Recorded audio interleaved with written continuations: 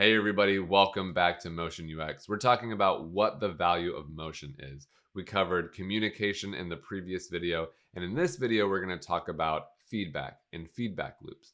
Motion really opens up a world of possibilities of how we can give feedback to the user of what you just did and what the effect it just had, and sometimes also what you need to then do next. So let's dive in with a few examples. So this is a great example that we have from Amazon as soon as you log into your account, either as a first-time user or an existing user. And if you notice right up here, we have this little profile icon giving like a short little wave. And this is doing a few different things. One, it's adding a bit of surprise and delight to this experience of a normally just like very mundane, normal activity of just signing into your account. And two, it's giving a feedback loop where before what was here was a sign in button now has been replaced with your name and the ability to go into your account and edit your account details and see all of those sorts of things. And so this is a really awesome example of controlling where your user's eye is going and telling them, hey, you just did this thing and this is what happened as a result of you signing in.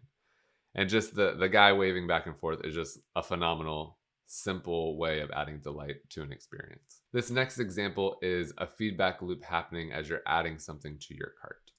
So as you're scrolling down, tapping add to cart, it's added to your cart and a few things are happening all at the same time. So let's dive into what that is. And so we can see right in the beginning, as soon as we tap on add to cart, it's replaced with a loading indicator. And that tells us, gives us a feedback loop of, okay, I've done an action. It's recognized I've done something, and it's going to take a moment for it to process whatever I've just done. And at the end of that, we get a few things happening. We get this check mark added to cart, and then we get this little animation happening here at the cart at the bottom, where it zooms in a little bit and has these stars that sparkle, and the 0 changes to a 1. So now we know that this item I've added is in my cart. On top of that, we also get like a haptic feedback where the phone vibrates as soon as it's added to the cart. So with all of those things happening at the same time, it's making it very, very, very clear that I've added the thing to my cart. There's no way to miss it with all of these things happening at the same time. You could get something similar if we're just sticking to some static design things where we could just change the add to cart text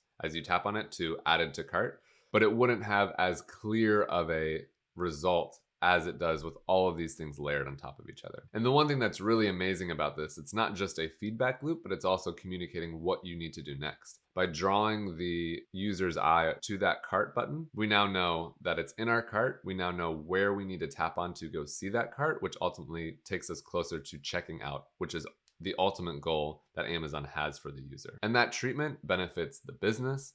It also benefits the user because now they know what they need to do next to get the stuff. They need to pay for the stuff in their cart in order to actually receive the stuff. And so this is a really great example of all of these different aspects being melded into a single interaction with a little bit of motion and a little bit of delight that really enhances the feedback and the communication. So that is how motion can add value with feedback and feedback loops. And with these examples, you can be more aware of those opportunities as you are designing your own experiences. Catch you guys next time.